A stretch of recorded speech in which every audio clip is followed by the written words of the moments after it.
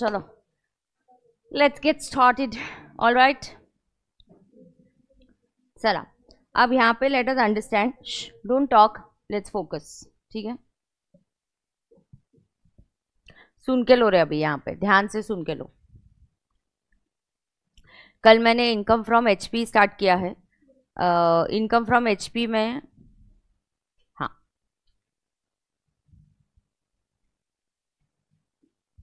अब मुझे आपको जीएवी वाला पार्ट बताना है तो ध्यान से सुन के लो. मैं थोड़ा सा, जिन्होंने मुझसे क्लास किया है ना, मैं थोड़ा सा ट्विस्ट करने वाली हूँ in the GAV calculation. So pay attention now. Okay, so here always remember in GAV calculation एकदम sit straight, spine cord straight with full of energy, full concentration in the class. Let's focus and understand. And in case whatever I'm taking extra, and if you're attending the accounts class, I'll put that on YouTube. So उसका unlisted link दे दूंगी, but मैं इधर class लगभग 11:45 तक लेने वाली हूँ. Now GAV calculation में please understand, एक क्लासरूम थोड़ा शॉर्ट, बट अभी I have told हेमंत तो he'll set it up there, तो सामने वहाँ पे क्लास अरेंज हो जाएगी. ठीक है, अब ध्यान से सुनना. GAV में 3 स्टेप्स होते हैं. Life is sorted if it is just step 1 and step 2. ना प्लीज अंडरस्टैंड, जीएवी तो एक ही होगा. बहुत ध्यान से सुनना, मैं बहुत ही इंपॉर्टेंट बात पे आ रही हूँ, क्योंकि ये स्टेप 3 कैलकुलेट करने का हर एक का तरीका अलग है. मैंने भी रेगुलर क्लास में लगभग लॉजिक यही है, बट मैं थोड़ा और उसको ट्विस्ट दे के पढ़ाने वाली हूँ, तो प्लीज आप ध्यान देना. Step 1 is your ER, that is your expected rent. Step 1 आपका क्या है? ER, that is your expected rent. ठीक है, आपका जो स्टेप 2 होता है ये एक्चुअल होता है. तो एक्चुअल का सीन होता ही नहीं इन डीएलओ, एक्चुअल का सीन होता ही नहीं है वेयर इन डीएलओ. तो डीएलओ में एक्चुअल का सीन नहीं आता, बट एक्सपेक्टेड का सीन डीएलओ में आएगा, क्योंकि डीएलओ एक्चुअली रेंट पे दिया ही नहीं रहता है. तो expected rent will be there in step 1 and actual rent will be there in LO, that is your step 2. ना एक्चुअल रेंट म्हणजे काय है?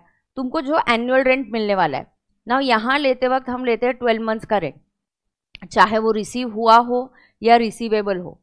हाँ, तो नहीं मिला तो भी चलता है, रिसीवेबल होगा तो भी लेना पड़ता है, बिकॉज एक्चुअल रेंट ये जो होता है ये एक्रूअल बेसिस पे होता है. किस पे होता है? ये एक्रूअल बेसिस. तो भले ही आपको लास्ट टाइम एडवांस में मिला, आपको अभी 2 महीने का रेंट मिलने वाला है, फिर भी हम यहाँ लेते हैं वक्त क्या लेते हैं? 12 महीने का रेंट लेते हैं. इट्स एक्चुअल रेंट रिसीव्ड और रिसीवेबल. टेक्निकली अगर उसको बोले तो it is actual rent received और रिसीवेबल.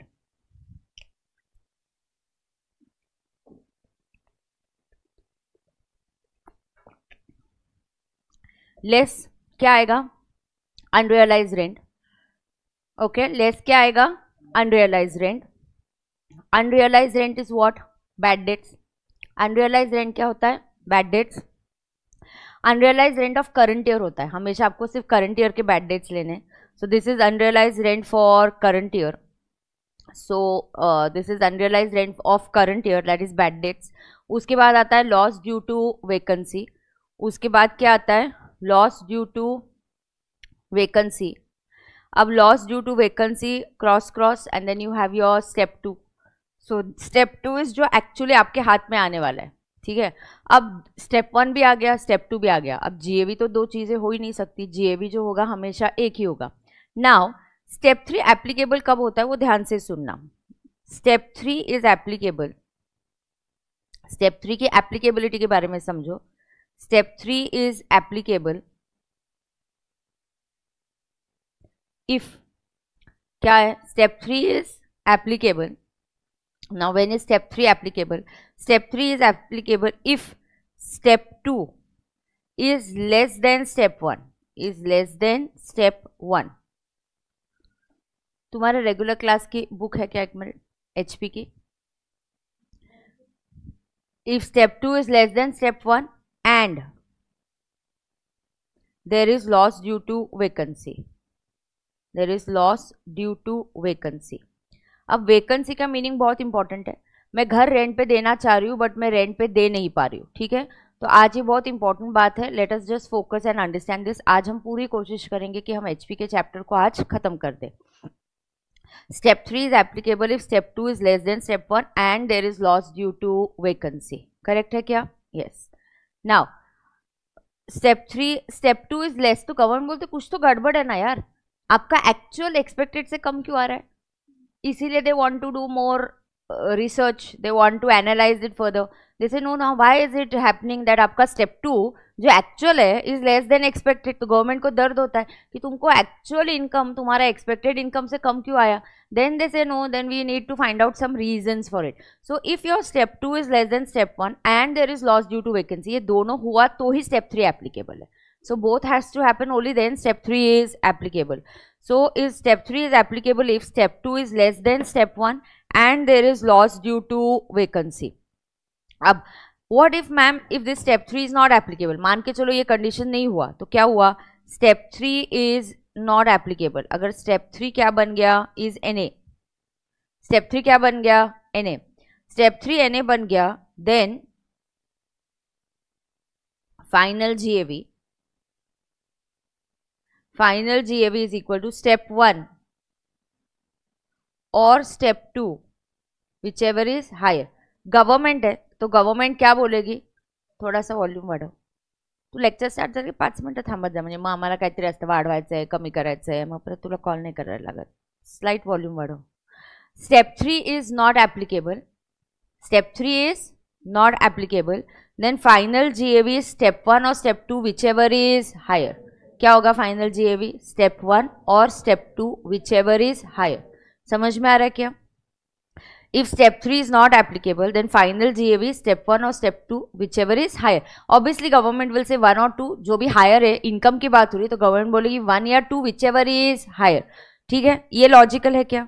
चलो ये मेरे साथ रिपीट करो. When is step 3 applicable? Step 3 is applicable when step 2 is less than step 1 and there is loss due to vacancy. बराबर है क्या. Yes. अब step 3 is NA, then final GAV step 1 और स्टेप 3, ये खत्म हो गया. अब अगर स्टेप 3 एप्लीकेबल हो गया ना, मुझे स्टेप 3 में एग्जैक्टली करना क्या है. चलो मान के चलो स्टेप 3 इज एप्लीकेबल. अब स्टेप 3 है वो एप्लीकेबल है. अगर स्टेप 3 एप्लीकेबल हो गया, अब सवाल ये आता है कि मुझे करना क्या है. अब ध्यान से सुनना. If step 3 is applicable you have to find out the reasons and the reasons are why is step 2 less than step 1. तो आपको ये देखना है कि स्टेप 2 स्टेप 1 से लेस क्यों है. ये रीजंस फाइंड आउट करने के, हमें जानना है कि ये रीजंस क्या है. अब इस रीजंस को हम 2 पार्ट्स में डिवाइड करते हैं. रीजंस को हम कितने पार्ट में डिवाइड करेंगे, 2. अगर रीजन इज ओनली वैकेंसी, क्या है रीजन, ओनली वैकेंसी की वजह से, and reasons is V plus others. तुमको रेगुलर में क्या तरीके से सिखाया था, दिखाओ. तुमने लिख के लिया क्या स्टेप 1 स्टेप 2. 1 मिनट तुम्हारा ये दिखाओ, क्योंकि this is a easier method. I will teach that now. तुमने GAV के वो स्टेप्स लिख के लिए थे क्या.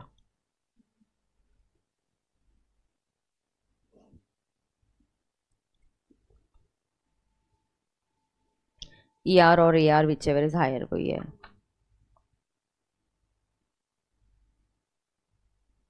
हाँ सिर्फ इधर मैं रीजन फाइंड आउट करने का तरीका अलग बताने वाली हूँ, बस दैट्स इट. हाँ so same only it is, no problem.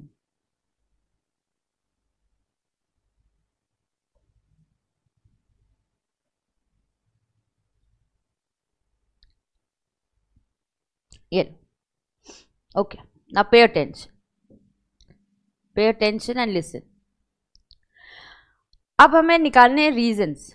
ना रीजंस क्या है, अगर रीजंस ओनली वैकेंसी है, ओनली वैकेंसी की वजह से स्टेप 2 लेस है, then the final GAV is equal to step 2. And अगर reasons are V plus others, then final GAV is equal to step 1. समझ में आया. What is step 2 called as, actual rent. जातो गेलास तर 1 मिनिट हेमंतला बोलो. Actual rent. And what is step 1 called as ER.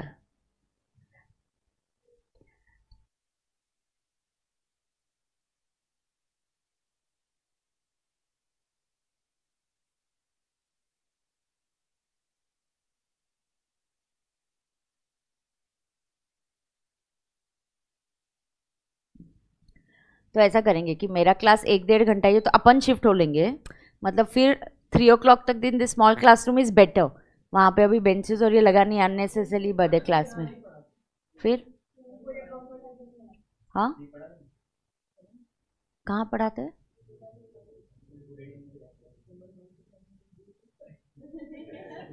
ठीक है, नहीं वो बड़ी क्लास तो वैसे भी खाली नहीं होगी, अभी फाउंडेशन की क्लास चल रही है उधर।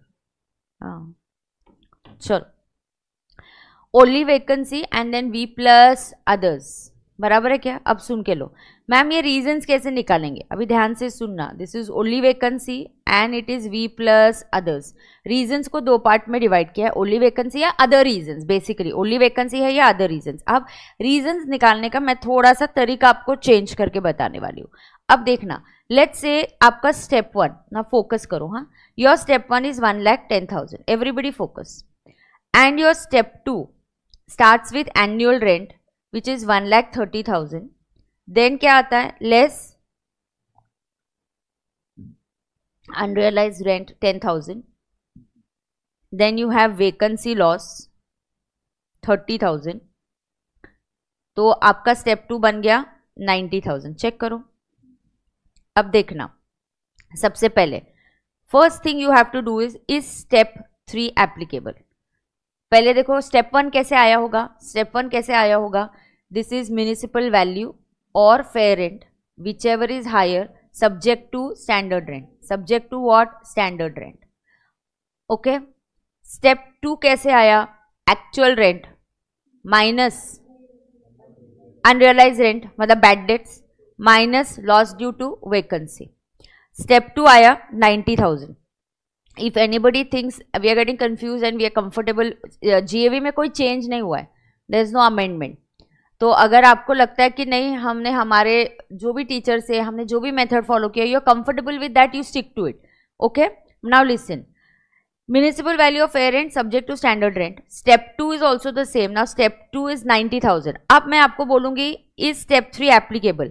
The next step I have to find out is step 3 applicable, yes or no? Now tell me when is step 3 applicable? ये सवाल का जवाब मुझे पहले चाहिए। पहले बोलो step 3 applicable कब होता है? When step 2 is less than step 1 and there is loss due to vacancy।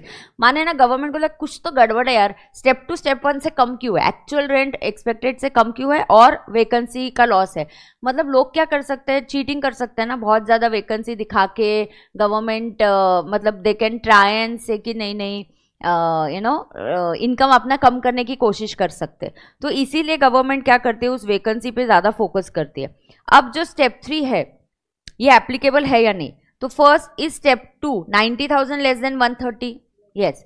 Is there loss due to vacancy, yes. तो इसका आंसर क्या हुआ, इज स्टेप 3 एप्लीकेबल, यस। और अगर स्टेप 3 एप्लीकेबल है तो मेरा काम है finding out the reasons. Now reasons is very silly and mathematical. 2 minute सिर्फ ध्यान देना।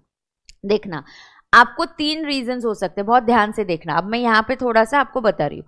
Is 1,30,000, see I have to find out कि ये 90,000 तक कैसे आया, 90,000 कैसे आया, इसकी कितनी स्टेप्स है, 3। क्या स्टेप्स है बोलो, एनुअल रेंट, अनरियलाइज रेंट और फिर वैकेंसी।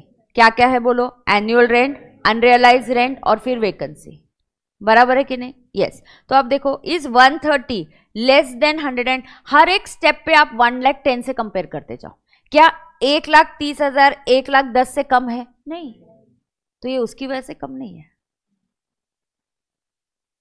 हर पॉइंट पे चेक करो, 3 पॉइंट पे चेक करना पड़ेगा, पहले एक्चुअल रेंट पे, फिर अनरियलाइज रेंट लेस होने के बाद, फिर वैकेंसी लेस होने के बाद। जिस पॉइंट पे वो कम हो जाएगा वो आपका रीजन है।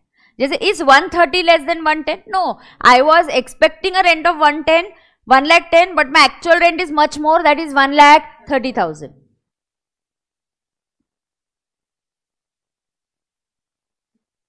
अब माई अनरियलाइज रेंट इज 10,000, वो लेस करो। So first compare, is 130 less than 1,10,000, answer is no. 1,30,000 में से 10 माइनस करो, ये आता है 120। यार इज 120 लेस देन 110, नो। अब 120 में से 30 लेस करो तो आएगा 90। Is 90 less than 110, yes, then it is due to vacancy. और जब ये वैकेंसी की वजह से लेस है, रीजन इज वैकेंसी, और रीजन अगर वैकेंसी है तो खत्म, आपका फाइनल GAV स्टेप 2। क्या स्टेप है? स्टेप 2। समझ में आया क्या? समझ में आया क्या?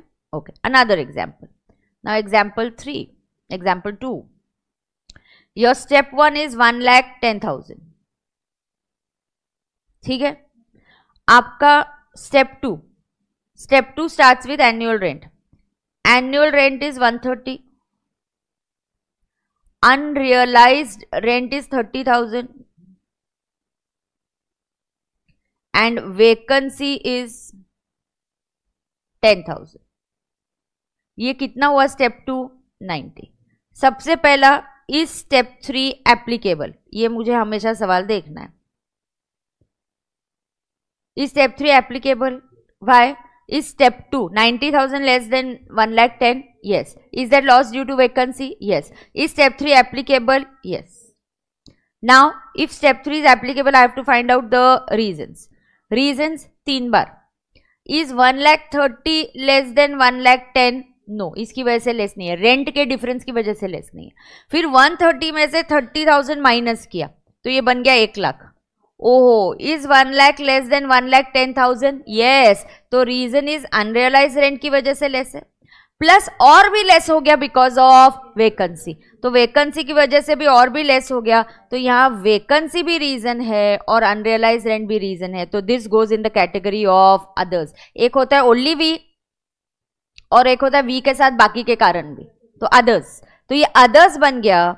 तो final GAV is step 1 and step 1 is 1,10,000। खत्म। मैथमेटिकल है। स्टेप 2 में कितने स्टेप्स है? Actual rent less unrealise minus vacancy. तो हर स्टेप को हमें रीजन फाइंड आउट करना है। आ रहा है क्या ध्यान में सबको? आ रहा है या नहीं आ रहा है रे? क्या रे, बोलते क्या तुम?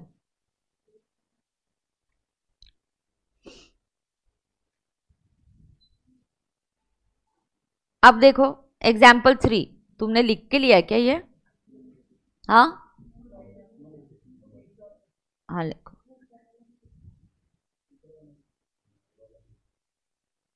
लो एग्जाम्पल 1 एंड एग्जाम्पल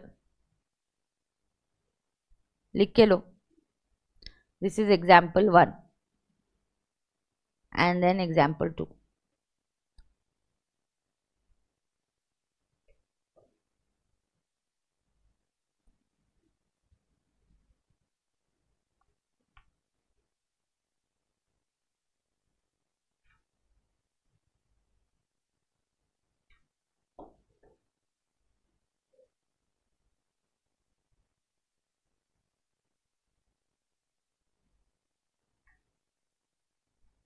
हाँ, जिन्होंने बहुत साल पहले पढ़ा है, एक आध साल के पहले के लेक्चर्स लिए होंगे मुझसे भी, तो yes, compare to that then there is an amendment, so that is why you follow this. तो एकदम बहुत पहले लिए होंगे तो मैं आपको बता रही हूँ, फिर थोड़ा सा चेंज है, मतलब फिर यही फाइनल है। लेकिन अभी डन है क्या? तो मुझे एग्जाम्पल 3 बताना है आपको।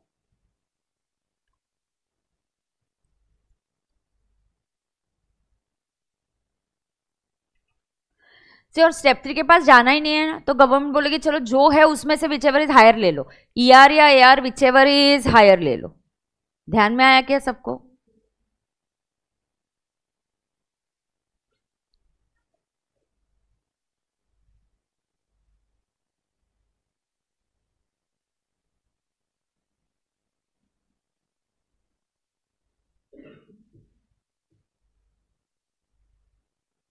तुम्हारा अकाउंट्स क्या खत्म हो रहा है क्या सर? एक्स्ट्रा ले रहे तो? हाँ हाँ हाँ हाँ, तो अच्छी बात है, तुम्हारे भी हो जाएगा फिर।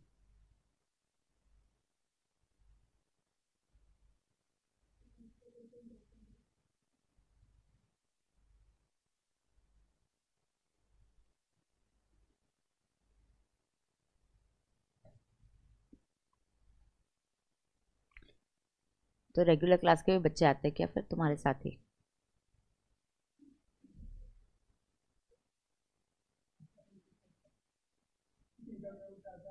हाँ, इधर फिट हो जाएंगे ना। Example 3. Step 1, 1,10,000. Step 2, step 1 is called as ER. And step 2, I start with the actual rent first. Actual rent is 1 lakh. Less unrealized rent 5,000. Vacancy 5,000. तो ये कितना आया 90,000. This is called as the AR, actual rent जो आ रहा है. This is your step 2. अब इस स्टेप 3 एप्लीकेबल है या नहीं. So when is step 3 applicable? Repeat with me. When step 2 is less than step 1 and there is loss due to vacancy. So now is step 2 less than step 1? Yes. Is there loss due to vacancy? Yes. So step 3 applicable? Yes. Then I have to find out the reasons. Reasons is very simple, mathematical. तो ये मैंने और simplify कर दिया आपको. Regular batch में से reasons ये और इजी हो गए वो लर्न करने से. तो ये क्या रीजंस है? Is 1 lakh already less than 1,10,000? Yes. तो प्रॉब्लम इधर ही है. ये स्टार्टिंग पॉइंट ही कम है आपका. तो the difference is due to rent का difference. Then it further goes down due to unrealised rent. It further goes down due to vacancy. So basically the reasons is V plus others, और you can simply call it others. Reasons दो part के हैं. एक है सिर्फ vacancy की वजह से और दूसरा है अदर्स की वजह से. करेक्ट है. तो reasons is V plus others, और I can simply call it as others. And when it is others, the final GAV is क्या? Step 1, and that is 1,10,000. समझा क्या? ये समझ में आ रहा है ना?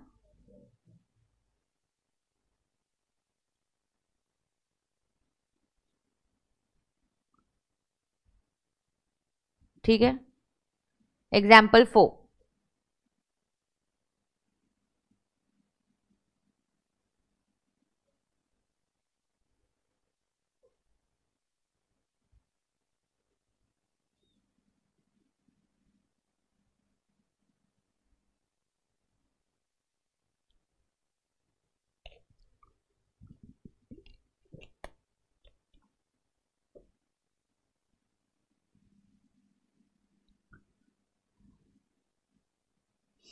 Step 1.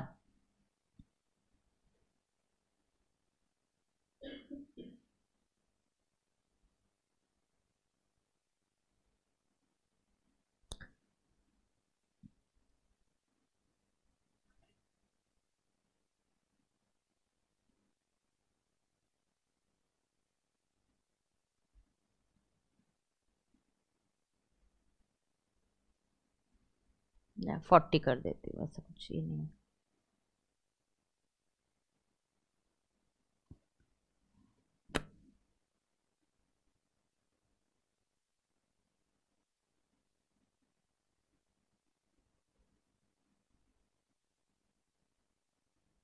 Step 3 applicable.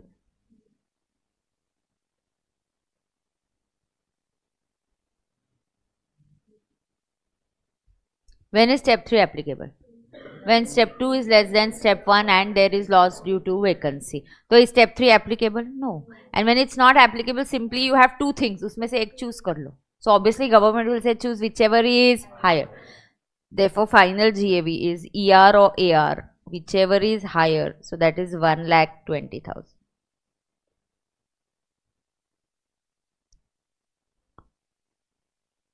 समझ में आ रहा है क्या?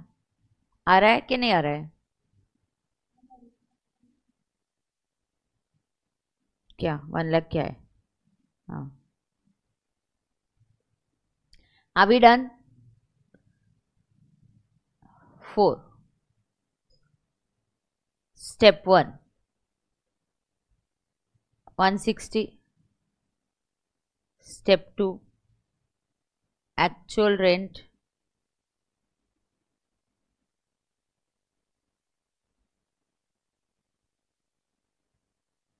unrealized rent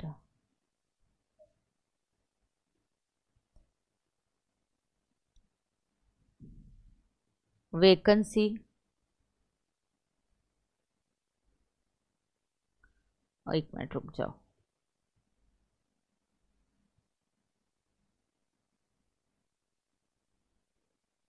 5। तो स्टेप 2 कितना है, क्या रे, 165। Yes, step 3 applicable, step 3 applicable, question mark, yes or no, why? Step 3 is applicable when step 2 is less than step 1 and there is loss due to vacancy। तो यार इधर step 2 लेस है ही नहीं, वैकेंसी है तो रहने दो, दोनों चीजें चाहिए मुझे, step 2 should be less also and there should be vacancy also. इधर ही मैं आपको प्रैक्टिस दे रही हूँ, वहां कुछ एक्स्ट्रा क्वेश्चन है कि नहीं है मुझे देखना भी नहीं है, मैं इधर ही आपका जीएवी का फंडा एक ही बार में खत्म कर रही हूँ। Is that clear? यस। तो then final GAV is what, step 1 or step 2, that is basically ER or AR. So basically it is ER or AR, whichever is higher. So that comes to 1,65,000. Is it sorted? Manageable है क्या? इतनी practice क्यों ले रही हो, हर एक ने अलग अलग तरीका किया होगा, इसीलिए to bring you all to this level I am just doing it. Done है? Okay. Now what is very important, now please pay attention and listen। अभी all listening, यहाँ पे मैं जीएवी कैलकुलेशन आगे का ही मुद्दा एक दो चीजें और करने वाली, ध्यान से सुन के लेना। now if property is LO for some period and it is SO for some period, so it is LO for some period and it is SO for some period। now property क्या है, it is LO for some period and it is, ध्यान दो, property क्या है, LO for some period and SO for some period। now wait, what does it say? law says very clearly treated as LO,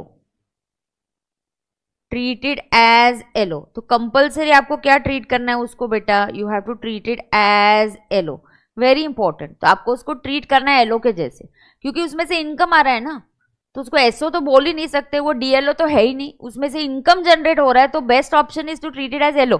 3 प्रकार की property है, LO, SO, DLO, बीच में कुछ नहीं है। तो बीच में ये सोल्यूशन है कि अगर कोई प्रॉपर्टी है, you are treating it for 9 months as SO, 3 months as LO, you stayed in that house for 9 months, you gave it on rent for 3 months, you must treat it as a LO property, you must treat it as a LO property।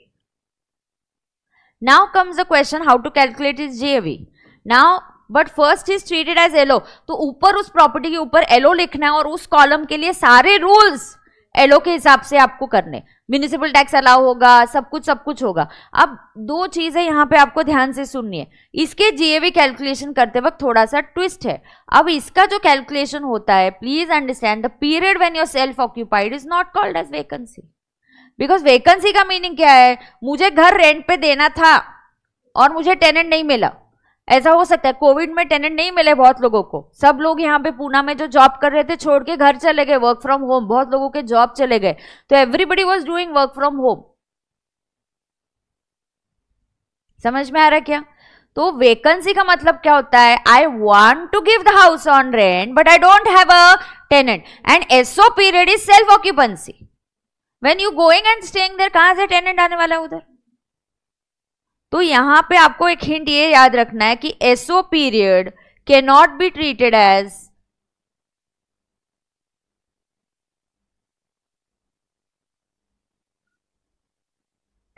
SO period cannot be treated as vacancy। Now इधर ही आपको बहुत ध्यान से सुनना है और समझना है। Let's say it is given that property is given on rent,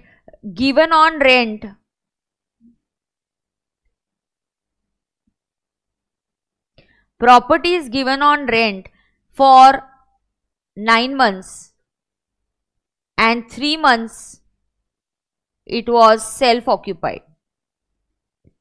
Now what should I do? The rent is 15,000 per month and unrealized rent is 1,000। सबसे इंपॉर्टेंट प्लीज अंडरस्टैंड, इस प्रॉपर्टी का वेकेंसी इज 0. ये सबसे important keyword है. Understand that vacancy is 0 in this case because 9 months it was LO and 3 months it was self-occupied. The period for which the property is self-occupied cannot be treated as vacancy.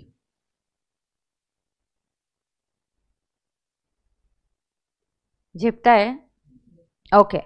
Now, how will I calculate? Let's say step 1 is equal to 1 lakh. अच्छा, इधर 150, 15. Step 1 is, let's say, step 1 क्या है मैं 2 minute में बोलती हूँ क्या है. 1 minute wait. First let me say step 2 क्या आ रहा है. अब let's say यहाँ का step 2 क्या होगा. Now what is the actual rent? बेटा अगर प्रॉपर्टी आपने रेंट पे दी ही 9 महीने के लिए, कोई आके आपको 12 महीने का रेंट देगा हाथ में? मैंने ना आपका घर है ना सिर्फ 9 महीने यूज किया बट ये लो 12 महीने का रेंट, ऐसा कोई बोलेगा? नहीं बोलेगा. So how can your actual rent received or receivable be for 12 months? It will obviously be for 9 months. Now if this is going to be for 9 months, 9 months into 15,000, how much is this? 1,35,000. अब ध्यान से सुनना, question में दिया है unrealised rent and बहुत ध्यान से वेकेंसी इज 0. सो आपका जो स्टेप 2 है, जो AR है, इज 1,34,000. एंड वेरी इंपॉर्टेंट, कुछ भी मैं स्टेप 1 की फिगर लिखूं, step 3 is going to be not applicable. क्यों? वेकेंसी नहीं है. स्टेप 3 एप्लीकेबल होने के लिए step 1 should be less than step 2 should be less than step 1 and there should be loss due to vacancy. हाँ, correct ना?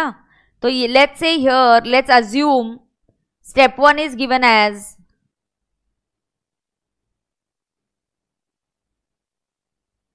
$1,40,000. तो क्या होने वाला है आपका फाइनल GAV जो है, final GAV is going to be ER or AR, whichever is higher. So it is 1,40,000. ध्यान में आ रहा है क्या सबको? पक्का ध्यान में आ रहा है? अब बच्चे जनरली गलती कहाँ करते हैं? ये कॉन्सेप्ट हुआ कि आपका कंप्लीट देखो. अरे हुआ कि नहीं हुआ? अब देखो, where do students do? Now here comes a very important, एक अगला जो पार्ट है, एक important comparison है. नहीं पूछो, डाउट है तो पूछो, पूछना बेटा, डर मत.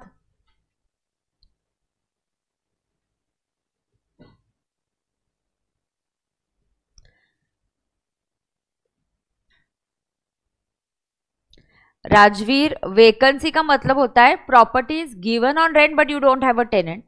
ये क्वेश्चन में डायरेक्टली दिया जाता है बट क्वेश्चन में कभी भी अगर सेल्फ ऑक्यूपेंसी दिया, मतलब आप रह रहे हो, उसको कभी भी आपने वेकेंसी ट्रीट नहीं करना चाहिए.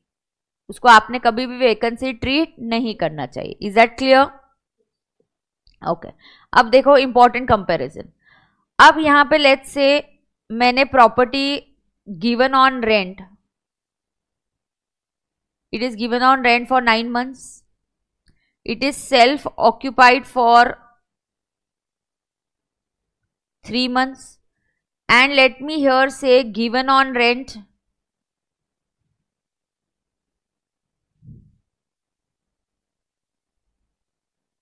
and it was vacant for 3 months.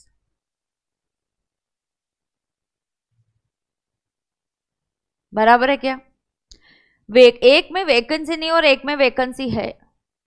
वो ना आपके प्रेजेंटेशन में फर्क करता है. 2 मिनट अगर आप लिखना बंद करो और ध्यान से सुनो. If you just stop writing, I from a common layman's view point at this step 2 I can say कि मुझे रेंट कितना मिलने वाला है. तुम वो वैकेंसी अलग से दिखाओ, ऐसा माइनस करो, वैसा, मुझे फर्क नहीं पड़ता है. लेमैन कैन टेल यू मेरे हाथ में कितना रेंट आया. हमेशा स्टेप 2 क्या रिप्रेजेंट करता है? What you actually got in hand. मतलब बैड डेट्स लेस करो, वैकेंसी लेस करो, या तुम एसओ कर रहे थे उस प्रॉपर्टी में, यू वर स्टेइंग देयर, इसलिए तुमको रेंट कम आया. Step 2 always indicates what I got in hand. You may calculate anyhow. Now I will tell you one thing, please understand. जब वेकेंसी भी होता है यहां पे, let's say here the rent is 15,000 per month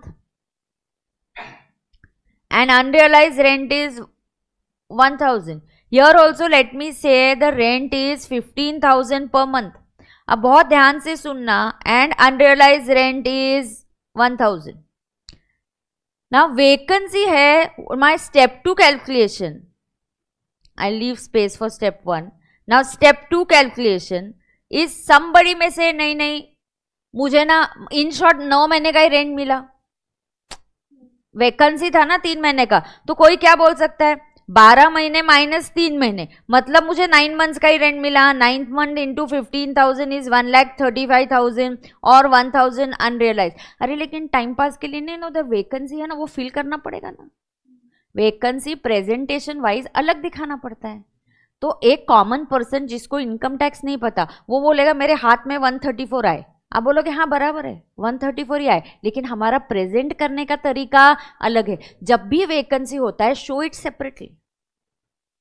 the logic is same. The person says मेरे हाथ में 134 आया, ऐसे अग्रीड ना, आपके हाथ में 134 आया, मैं भी 134 ही बोलने वाली हूं. लेकिन कैसे? मेरा जो स्टेप 2 है, actual rent I am going to write for 12 months which is 15,000 into 12 is 1,80,000. उसमें से मैं बोलूंगी less unrealised. I will say unrealised rent is 1,000. फिर हम बोलते हैं लेस वैकेंसी. ये टाइम पास के लिए स्टेप 2 के स्टेप्स नहीं बने. स्टेप 2 के स्टेप्स में AR अनरियलाइज्ड वैकेंसी. तो गवर्नमेंट इनकम टैक्स चाहता है कि हम अनरियलाइज्ड अलग से दिखाए, हम वैकेंसी अलग से दिखाए.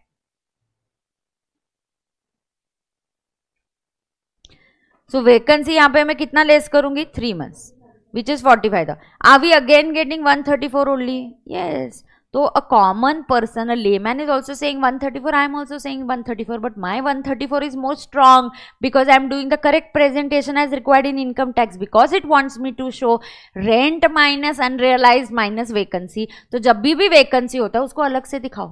जब vacancy नहीं है तो आप adjust कर लो, मुझे problem नहीं है. तो यहाँ के प्रेजेंटेशन इस तरीके से होगा, और आप अगर लॉजिकली जाओगे तो भी आपको 134 आएगा. तो क्या होता है बेटा, अगर यहाँ पे मेरा स्टेप 1 सुन के लेना, अगर यहां पे मेरा स्टेप 1 इज 190,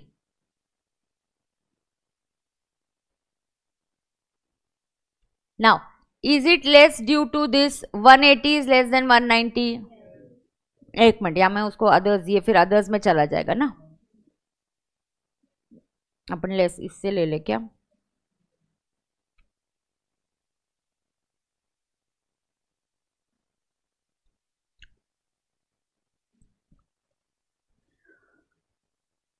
ओनली वी करूँ क्या फिर उधर आपको, या जो भी हो, वैसे तो कोई फर्क नहीं पड़ेगा आंसर में.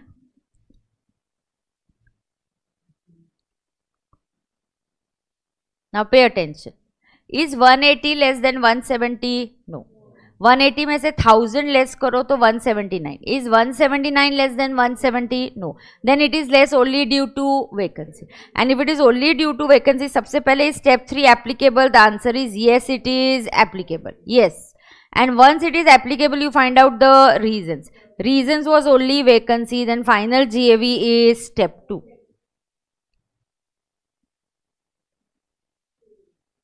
Which is 1,34,000. वो मॉड्यूल में कभी कभी ऐसे देते, अनरियलाइज रेंट हो तो ऐसा वर्किंग, वैकेंसी हो तो ऐसा working. Why do it separately? I have combined it and given only one situation for everything. फिर वो कितनी चीजें हम याद रखेंगे.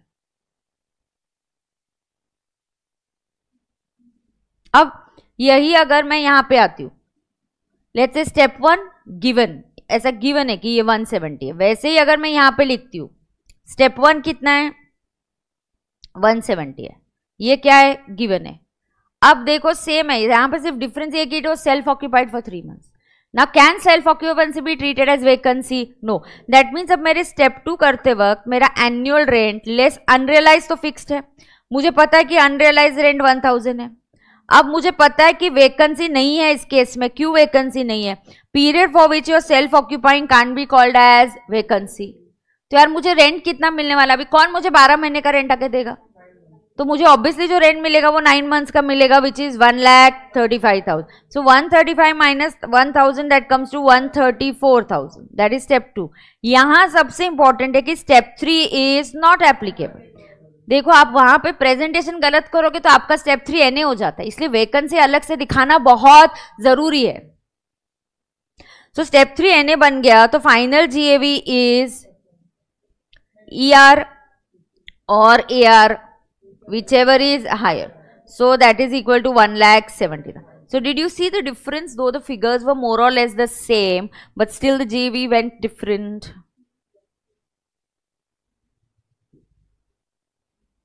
आपको सही प्रेजेंटेशन करना बहुत ही जरूरी है.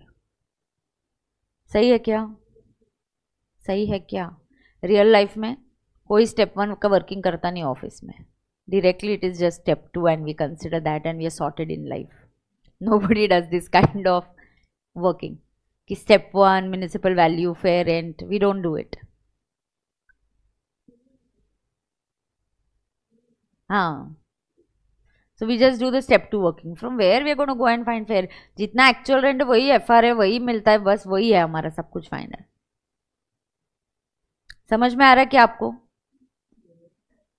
चलो ये important comparison noted down.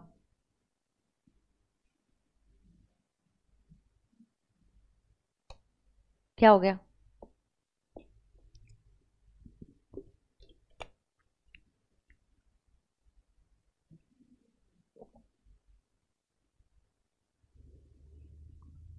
Live streaming वाले तुमको समझ में आ रहा है क्या?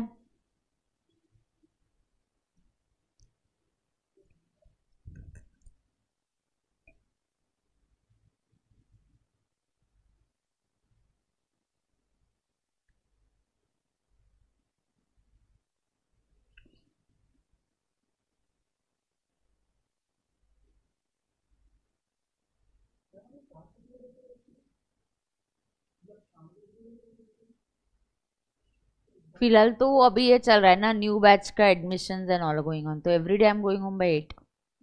हाँ तो इसीलिए तो it is like super tiring, but then like अभी ठीक है. व्हाट हैपेंस ना, यहाँ पे स्टूडेंट्स गुरुकुल में आते हैं, हॉस्टल में रहने आते हैं, तो पेरेंट्स छोड़ने आते हैं बच्चों को. So they want to meet the faculty ना एक बार. ऐसे 6 महीने के लिए हम किसी को मतलब बच्चों को छोड़ के जाएंगे, तो फर्स्ट टाइम पेरेंट्स को तो लगता है, आई डोंट नो बच्चों को लगता है कि नहीं पता नहीं, लेकिन पेरेंट्स को तो लगता है कि हम लोग मिले, तो फिर इसलिए हम रुकते हैं फिर. हाँ गुरुकुल में नहीं होती, फाउंडेशन की वहाँ होती है और इंटर की यहाँ पे ही होती है. इंटर हम 2 बार नहीं पढ़ा सकते, बहुत वास्ट है.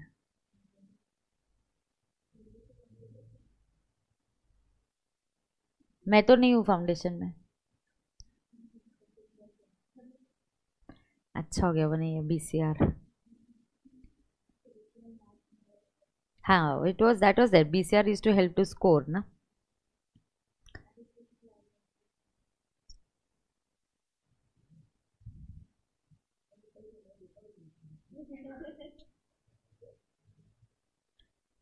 ये तुमको समझ में आ रहा है क्या जीएवी कैलकुलेशन?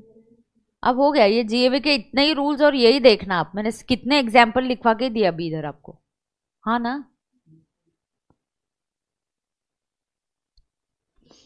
अब 15 से अपना शेड्यूल चेंज होगा. मेरा क्लास मॉर्निंग 7:30 to 11 है, और आपके साथ मैं 11:30 को मिलूंगी, तो 11:30 to 1:45 और 2, फिर आई थिंक अगला क्लास आई थिंक 2:30 को हर्षद सर का होगा, तो आपको हाफ एन आवर का वगैरह लंच ब्रेक फिर मिल जाएगा.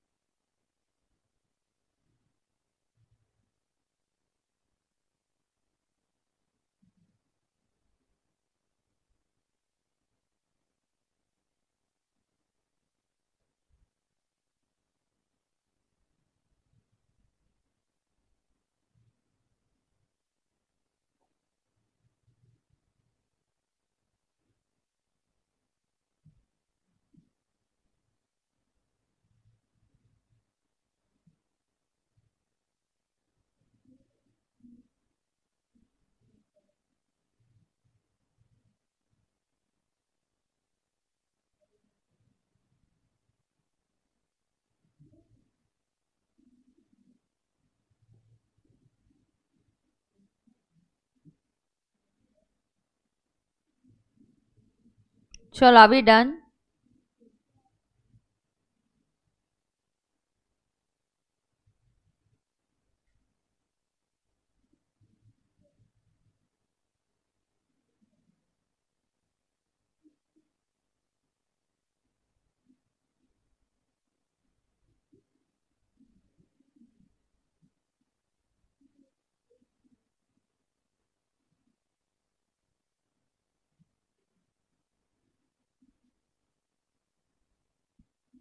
चलो डन है क्या? Now one concept, pay attention. ये हो गया क्या आपका?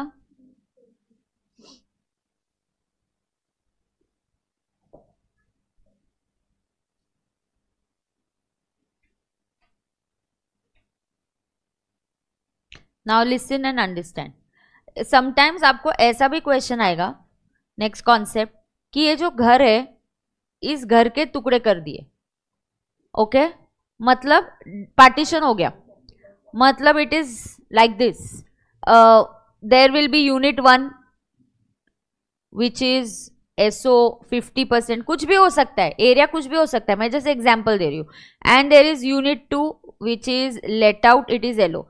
मतलब जो असेसी है उसने घर के टुकड़े किए, उसने बोला घर वाले तुम इधर रहना, बाहर वाले तुम इधर रहना, तो उसने घर के क्या कर दिए? टुकड़े कर दिए। आइदर वो ग्राउंड फ्लोर फर्स्ट फ्लोर हो सकता है, या एक ही फ्लोर पे होके भी आधा घर वो रह रहे, टेनेंट्स के लिए अलग एंट्रेंस है, या जो भी अरेंजमेंट होगा, या थोड़े पोर्शन में बिजनेस कर रहे हैं।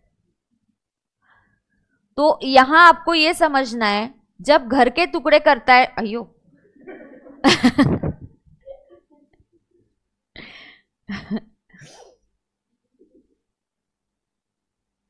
अब जब घर के टुकड़े होते हैं तो हमें भी टुकड़े करने पड़ते हैं, we also have to divide it. So remember that in your this, कि मैम ऊपर हमने टुकड़े नहीं किए, यहाँ क्यों किए? हम टुकड़े करेंगे कि नहीं हम नहीं डिसाइड कर सकते, कौन डिसाइड करेगा? Assessee.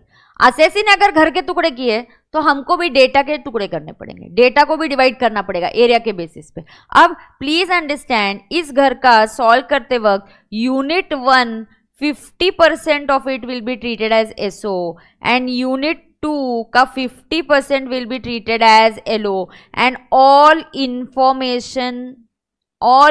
Will be divided 50-50। Interest divide होगा, म्युनिसिपल टैक्स डिवाइड होगा, स्टेप 1 डिवाइड होगा, सारा इंफॉर्मेशन डिवाइड होगा, इवन स्टेप 1 डिवाइड होगा। All info shall be divided, क्या बेसिस पे? एरिया के बेसिस पे।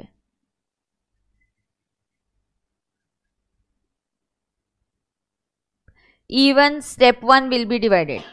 तो स्टेप 1 म्युनिसिपल टैक्स, इंटरेस्ट, और क्या होता है रे? यही जनरली होता है ना, this all will be divided. क्यों डिवाइड करेंगे? मैंने नहीं डिसाइड किया, वो असेसी ने, टैक्स पेयर ने डिसाइड किया कि घर के टुकड़े करेंगे। घर एक है लेकिन वो बोलता है ये एसओ है, ये एलओ है, तो आपको भी डिवाइड करना पड़ेगा। Could be ground floor, could be any area, this proportion could be anything, this could also be 60-40, any. ये जस्ट एक एग्जाम्पल है, ये भी एक एग्जाम्पल है कि 50-50 जैसा दिया है वैसा आपको डिवाइड करना पड़ेगा। कभी कभी यहां पे क्या होगा, इसके 3 पार्ट्स कर दिए, ये क्या है रे ये?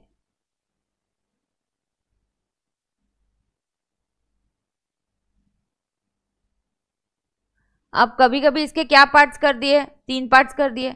ये आप एसओ के लिए यूज करते हो, यहां पे आपने रेंट पे दे दिया और यहां आप बिजनेस कर रहे हो। So this is 50%, this is 25%, and this is 25%. Now please understand, SO portion 50% ये HP में जाएगा, LO पोर्शन 25% ये HP में जाएगा, लेकिन जहां से आप PGBP कर रहे हो PGBP 25% में जाएगा, which will go under business and profits and gains of business and profession. आप बिजनेस करो, ये आपका ऑफिस हो गया, 25% आपका ऑफिस हो गया, तो इसके आपके कितने टुकड़े करने हैं? 3। लेकिन PGBP में जाएगा 25%, और HP में आएंगे 2 कॉलम बनेंगे। घर एक है लेकिन कॉलम कितने बनेंगे? 2। इधर भी आपको क्या करना है? डेटा डिवाइड करना है। जब असेसी टैक्स पेयर खुद घर के टुकड़े करता है तो हमें भी टुकड़े करने हैं, ये आप लॉजिक याद रखो। तो यहां पे भी क्या, all information, all info shall be divided on area basis. अब मैं इसके क्वेश्चंस करूंगी तो समझेगा। अब मैं सिर्फ आपको क्या सिखा रही हूँ, थेरोटिकली। झेपा क्या, लिखा क्या आपने कि नहीं लिखा? नहीं लिखा क्या रे? हाँ हाँ ठीक है ठीक है, चलो लिखो।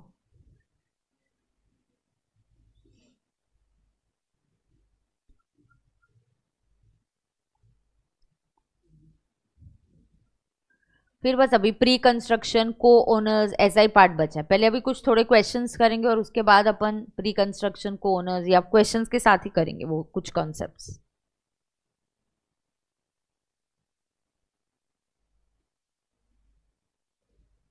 पेज नंबर क्या है इसका फास्ट ट्रैक में? Page number 73।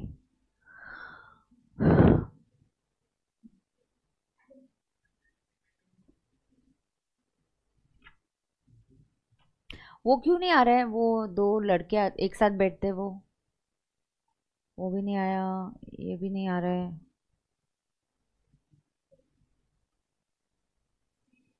और एक है स्टूडेंट, कल आया था, उसको पूछने वाली थी फास्ट ट्रैक में, कल बहुत दिनों के बाद आया था और आज गायब हो गया। हाँ कल क्यों क्यों नहीं आता है वो? ऑनलाइन करता है वो। 10 मिनट? हाँ किलो में, अच्छा फिर ठीक है।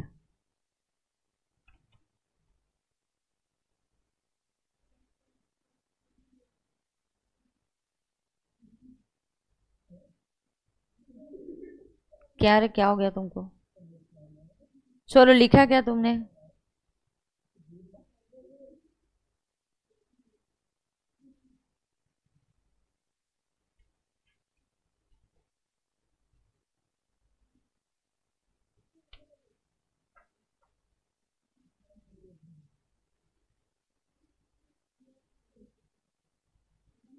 कितने क्वेश्चंस है एसओ पे, प्रॉपर्टी पे? नो नो क्वेश्चंस है एचपी पे।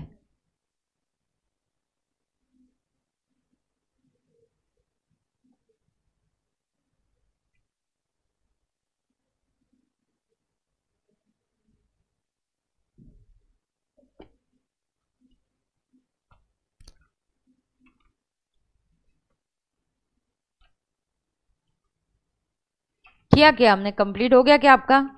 चलो क्वेश्चन सॉल्व करते थोड़े से।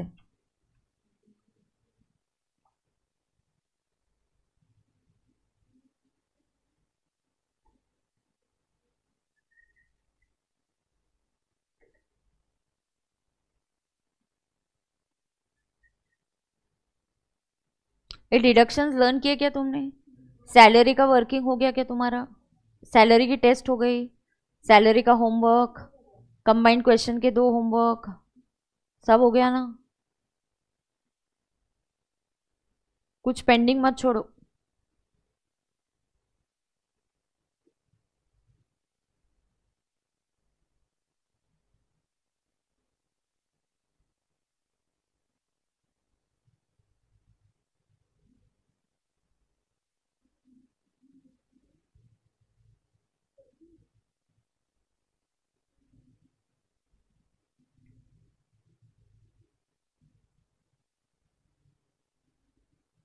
डन है क्या?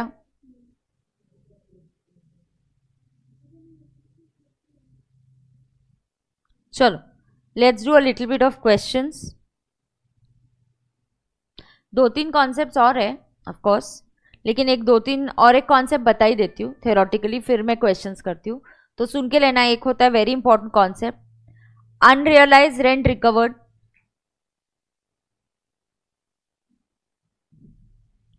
And arrears of tax, arrears of rent.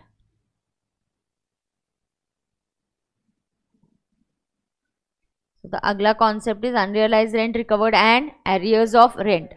Unrealised, देखो रेंट मिलना आपका इनकम है, लेकिन रेंट अनरियलाइज होना आपका लॉस है, इसीलिए हम माइनस करते हैं वहां से। अनरियलाइज रेंट हम क्या करते हैं? माइनस करते हैं।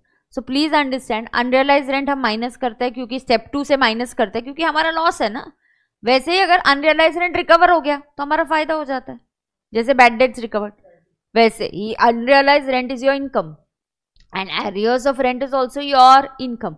एरियर्स क्या होता है? इंक्रीमेंट हुआ और वो बाद में मिला आपको, जैसे आपका प्रॉपर्टी बैंक को रेंट पे दिया है, किसको रेंट पे दिया है? बैंक को। बैंक का रेंट अभी 50,000 है, आप बोलते हो अभी 80,000 करने का है। बैंक बोलते हैं हम नहीं डिसीजन लेते हैं, हमारे डिसीजन हेड ऑफिस लेती है, हेड ऑफिस दिल्ली में। तो ये डिसीजन होते होते लगभग 1 साल लग गया। फिर बैंक मैनेजर आपको कॉल करता है और बोलता है इधर आ जाओ, ये चेक लो। ये तुम खुश हो जाते हो, काय का चेक है? Arrears of rent. ये जो लास्ट टाइम का रेंट है, जो आउटस्टैंडिंग रेंट है वो दे रहे हैं। तो लास्ट ईयर हमने कंसीडर ही नहीं किया था इनकम में, क्योंकि मेरा रेंट इंक्रीज होगा कि नहीं, अप्रूवल होगा कि नहीं, मुझे नहीं पता है। That is arrears of rent. Arrears of rent हो या अनरियलाइज रेंट हो, रिकवर्ड हो, उसमें कोई फर्क नहीं पड़ता। Unrealise rent recovered, unrealise rent recovered, now please understand, उसमें कोई फर्क नहीं पड़ता। अनरियलाइज रेंट रिकवर्ड भी बस नियत वहां पे खराब थी, उस व्यक्ति ने आपको बैड डेट्स की वजह से रेंट दिया ही नहीं, but now he is very honest and is coming back and giving it to you. Arrears of rent is earlier outstanding rent. क्या है वो? अर्लियर आउटस्टैंडिंग रेंट, वो मिला ही नहीं था, इंक्रीज, जैसे बैंक का एग्जाम्पल। मैम क्या डिफरेंस है? बस यही डिफरेंस है, जो मैंने एग्जाम्पल दिया वही डिफरेंस है, उसको छोड़ के और कोई डिफरेंस नहीं, और कोई एक्सप्लेनेशन नहीं है। एरियर्स ऑफ रेंट क्या है? यही एग्जाम्पल याद रखना पड़ेगा। बैंक को हमने प्रॉपर्टी रेंट पे दिया, रेंट 50,000 था, you are expecting it to be 80,000, then you say bank को बोलते हो आप इंक्रीज करके दो। आप क्या बोलते हो उसको? इंक्रीज करके दो। बैंक बोलते हैं हम नहीं इंक्रीज करेंगे। तो फिर कौन इंक्रीज करेगा? इंक्रीज कौन करने वाला है? वो हेड ऑफिस करने वाला है। तो हेड ऑफिस में डिसीजन जाके यहाँ आते आते आते आपको 1 आध साल लग जाता है। तो फिर बैंक बुलाते और बोलती है ये लो जो डिफरेंस है हम दे रहे हैं, that is called as arrears of rent. Bank ने कोई बैड डेट्स नहीं किया था, उनको अप्रूवल ही नहीं मिला था रेंट देना है कि नहीं। हाँ, बट एक टेनेंट है, उसका फाइनेंशियल कंडीशन खराब था, उसने रेंट नहीं दिया आपको, बट बहुत ऑनेस्ट है, बाद में आके दे जाता है आपको रेंट। तो ये क्या होता है? Unrealised rent.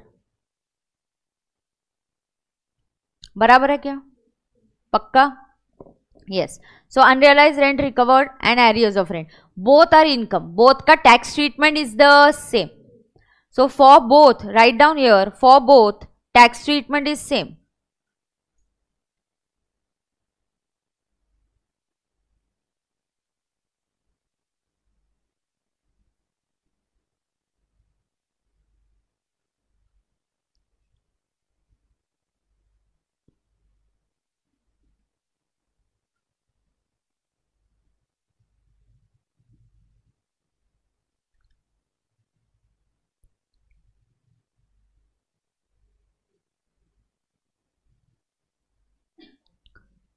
So for both what is going to happen? Tax treatment is going to be the same. ध्यान में आ रहा है क्या?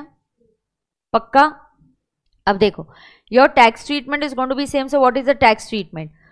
Unrealized rent recovered and arrears of rent is your income. It is income under the head income from house property. Whether you have the house property or you don't have the house property.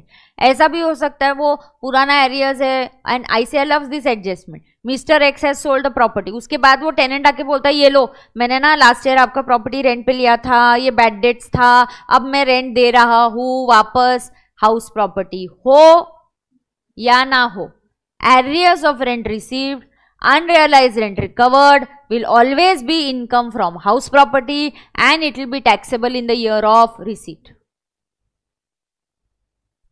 So for both tax treatment is same. That means what? Unrealized rent recovered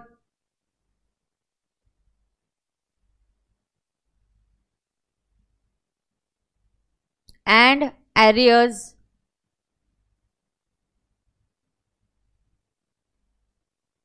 is income under the head, under which head? Always income from HP. It is always going to be income from HP. उसमें कोई choice ही नहीं है आपको. Always under income from HP, even if house property is sold. Whether you are still the owner of the property or not the owner doesn't matter. Even if the property is sold, it will still be taxed under income from HP. ध्यान में आता है क्या? Yes. Then third, 30%. It is taxed in the year of receipt.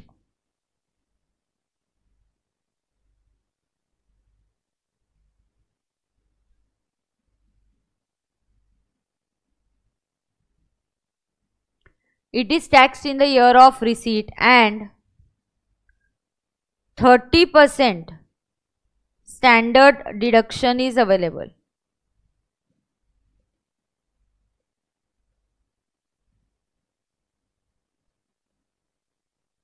It is taxed in the year of receipt and 30% standard deduction is available. No actual expenses. Actual expenses not considered. एक बार standard deduction आ गया, वो arrears को recover करने के लिए court का खर्चा हुआ, एडवोकेट की फीस हुई, जो भी खर्चा है वो कंसिडर नहीं होगा. जब भी स्टैंडर्ड डिडक्शन जैसा या एक फिक्स्ड अमाउंट ऑफ डिडक्शन आता है, एक्चुअल खर्चे को हम हमेशा करते हैं ignore. So actual expenses will be ignored. Standard deduction for salary. वाह, समझा क्या आपको? This is ICS favourite adjustment. HP chapter की औकात बहुत ज्यादा नहीं है मार्क्स के हिसाब से. कभी तो भी रेयरली आईसीआई का मन करा ना आपको गूगली डालना है तो एचपी पे फुल फ्लेज क्वेश्चन आएगा, वरना एचपी पे ऐसे ही आएगा.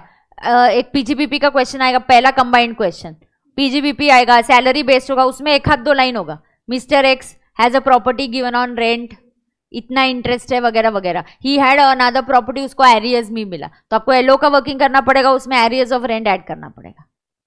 ये जनरली ऐसी एचपी चैप्टर की औकात है. कभी कभी आईसीआई भी अपनी औकात दिखाता है और तब आपको गूगली डाल के पूरा एक फुल फ्लेज क्वेश्चन दे देगा, तब प्रॉब्लम होता है फिर. इसलिए सब हम एचपी तो हम पढ़ के ही जाएंगे पूरा. ध्यान में आ रहा है कि आपको इधर? तो ये unrealise rent recovered and arrears of rent recovered, तो it is taxable under which head? This is always taxable under income from HP. It is taxed in the year of receipt and 30% standard deduction is available. Clear हो गया क्या आपको? पक्का clear हो गया?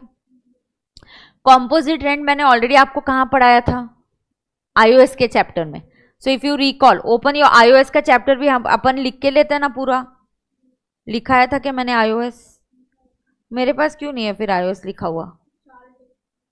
हाँ ना, कहाँ किया था मैंने आईओएस के चैप्टर? ऐसे मैंने हैंड रिटन नोट्स बनाए थे क्या मेरे? मेरे पास ही नहीं है. अयो, मेरे पास क्यों नहीं है आईओएस फिर?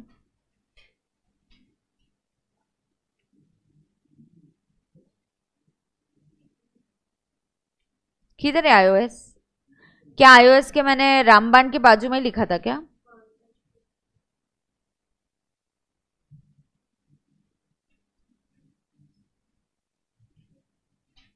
तो चैप्टर का नाम भी नहीं मिल रहा इधर.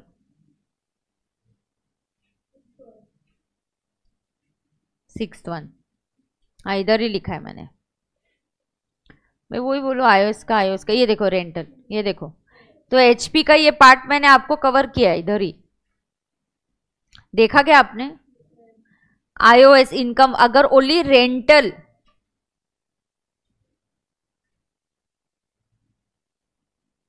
Same chart which I have taught you where in HP. ध्यान में आ रहा है क्या सबको?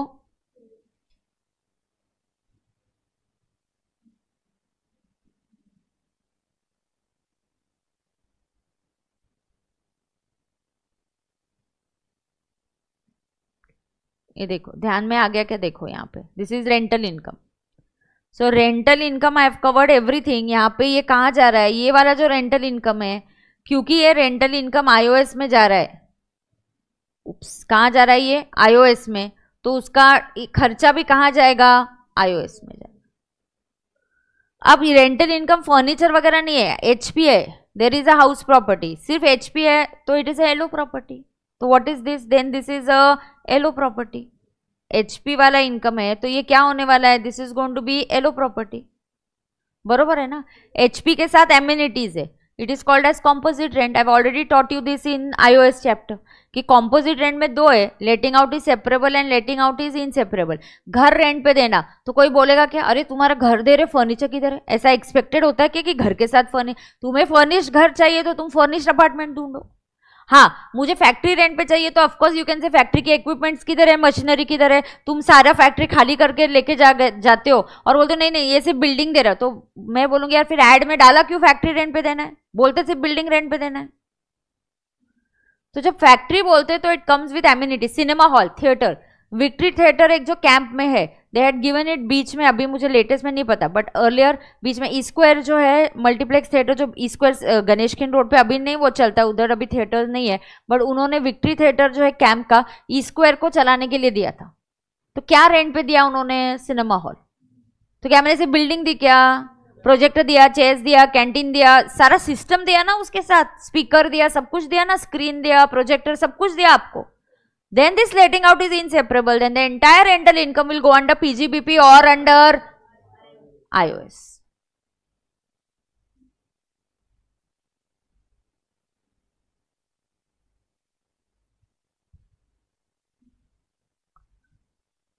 ध्यान में आ रहा है क्या तुमको?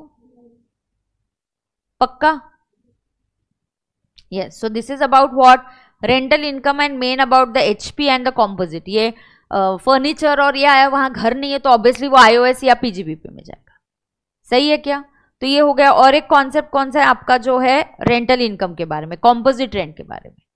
अब ऑफकोर्स देयर इज को ओनर्स और एक आध दो कॉन्सेप्ट यहाँ वहां से बचा हुआ होगा, तो वो हम क्वेश्चन के साथ और फिर मैं यहाँ पे लिखवा के आपको दे दूंगी। So let's do some questions. एक आध क्वेश्चन करते, फिर 5 मिनट का ब्रेक लेके will shift to the new classroom, but then not now, but first will do a question. So let's open. Jaydeep कोई प्रॉब्लम नहीं है, वो डिवाइड करने में कंफ्यूजन होता है, तो इसलिए हम करेंगे ना क्वेश्चंस। अभी तो थ्योरेटिकली सिखाई हूं पहले। कौन सा चैप्टर नंबर है ये? 3rd।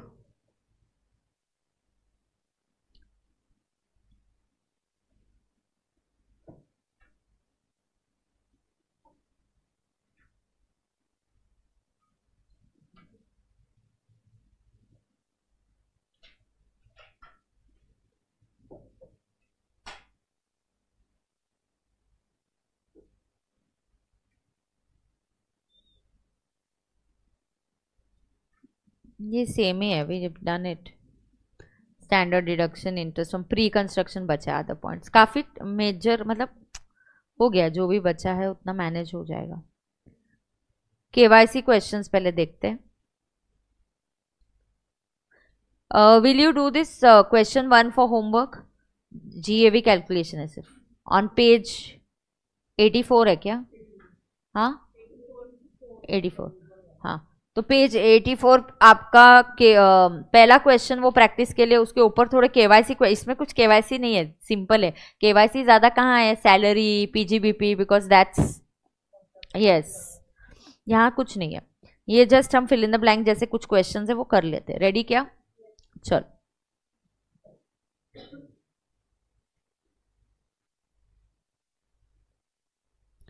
हाँ, यहाँ पे एक मुद्दा बहुत इंपॉर्टेंट है, जस्ट मैं नोट्स में भी आपको अपडेट करके देती हूँ बिफोर आई फॉरगेट। सी यहाँ क्या है, you can treat 2 houses as SO ना। सी हाँ, बट 2 lakhs का लिमिट दोनों घर के लिए है, हाँ कंबाइंड है। So that I have not written, but it is, I will note it down here कि इफ लोन इज फॉर, अच्छा ये देखो कि यहाँ पे यू कैन टेक 2, ये जो लिमिट है एसओ का 2 lakhs और 30,000, the limit 2 lakhs will be applicable for both SO property combined, it can't exceed 2 lakhs। सो ये बहुत ही यहाँ पे इंपॉर्टेंट पार्ट है। सो ये 2 लाख का जो लिमिट है, 2 lakh oblique 30,000, 2 lakh oblique 30,000 limit is combined for both SO property। समझा क्या आपको? तो ये क्या है? It is combined for both,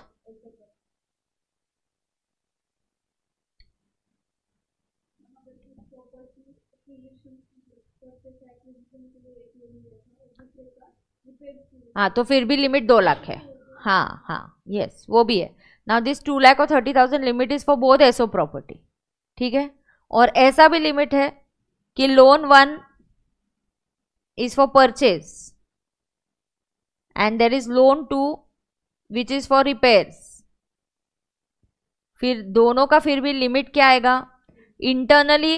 now please understand, इसका लिमिट आएगा 2 लाख, इसका लिमिट आएगा 30,000, but combined limit will be 2 lakhs। You can't cross 2 lakhs।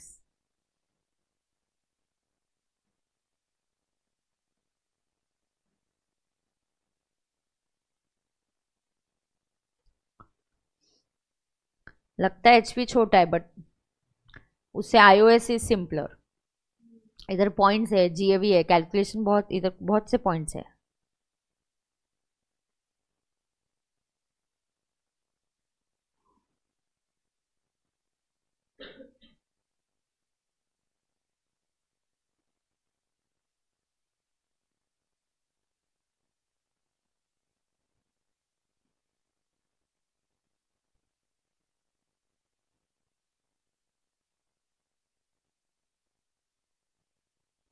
First week of March तक जाएगा अपना जीएसटी को भी लेके।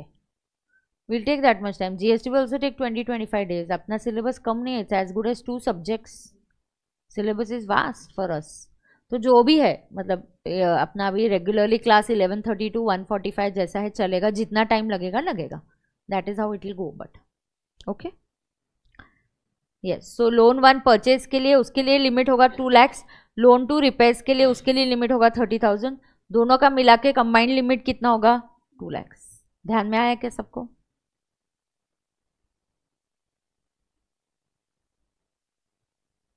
सही है क्या? आगे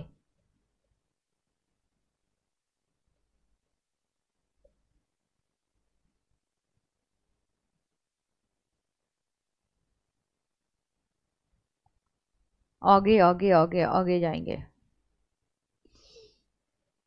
क्वेश्चंस की ओर। Yes, loan is taken on 15 June 2018 for purchase of house property. So मैंने लोन 15 जून 2018 को किसके लिए लिया? For purchase of house property. Interest on the loan for the year is 2,18,000। तो मेरा एक्चुअल इंटरेस्ट इज 2,18,000 और लोन लिया 2018 में। Now house property is SO, then कितना इंटरेस्ट अलाउ करोगे? Actually I will pay to the bank 2,18,000, but how much in income tax working I will consider 2 lakhs because it's a SO property. The limit will be 2 lakhs. Now why 2 lakhs? Is a loan after 99? Yes. Is it for purchase? Yes. Then the limit is 2 lakhs.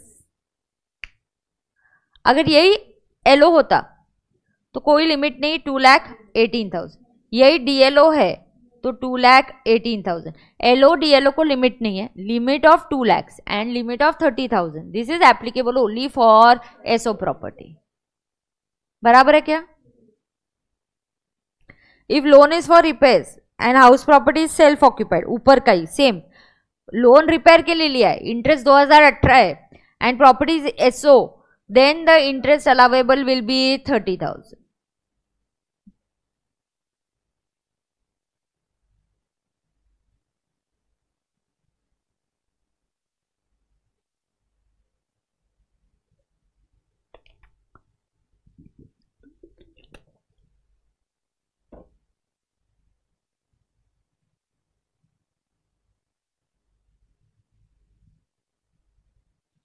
If loan is taken on 15 June 1998 and property is SO, same and interest वही है 218 है, लेकिन loan कब लिया है? 98. So is the loan before 1st April 99? Yes.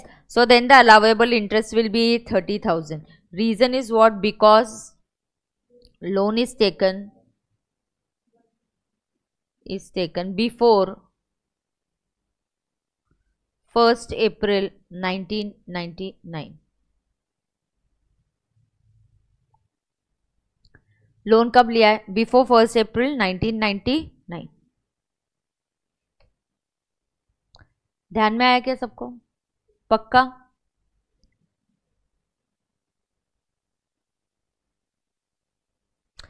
X recovered unrealise rent of 1718। X ने क्या किया? Recovered unrealise rent. रिकवर्ड कौन से ईयर का है? 1718 का है, उससे फर्क नहीं पड़ता। It is always tax in the year of receipt. तो 80,000 आपको मिला कब? 21 मई 23 मतलब PY 23-24 मतलब AY 24-25 एंड आपका कुछ 12,000 खर्चा हुआ रिकवरी का। Doesn't matter, the unrealised income will be taxable. Income of rupees कितना आएगा? 80,000 माइनस 30%, 24,000। तो 80 minus 24,000, how much? That is 56। So how did you get 56? After deducting 30% standard deduction. अच्छा फिर मैम व्हाट अबाउट दिस 12,000, इसको क्या करना पड़ेगा, इग्नोर, एक्चुअल खर्चा हम कंसिडर नहीं करते। कौन से ये हेड में होगा, एचपी, कौन से एवाई में होगा, 24 25। आ गया, क्लियर है क्या?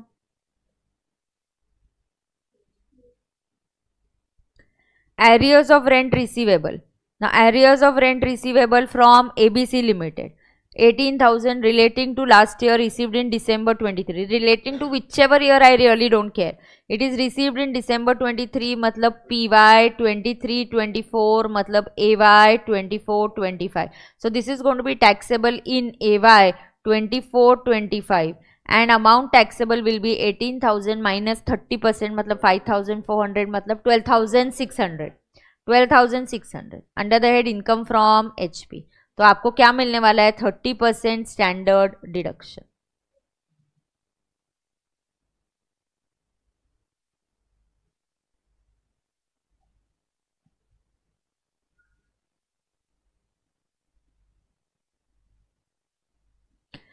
If municipal tax is paid by tenant, then whether it will be allowable or not, not allowable.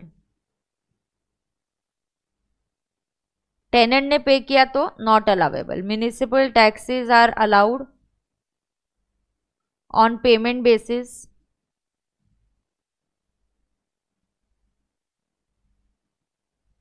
and payment to be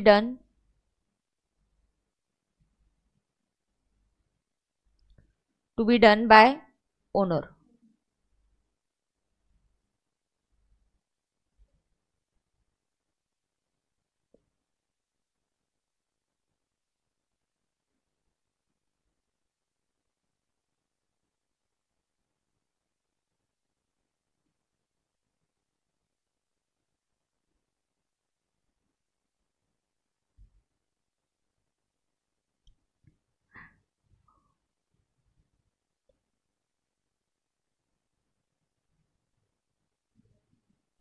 GAV of SO property nil. GAV of DLO property step 1 म्हणजे काय, only ER. and GAV of LO property step 1 मतलब you will calculate ER, comma step 2 you will calculate AR, then you will compare and check if step 3 is applicable. This is how the GAV will be calculated.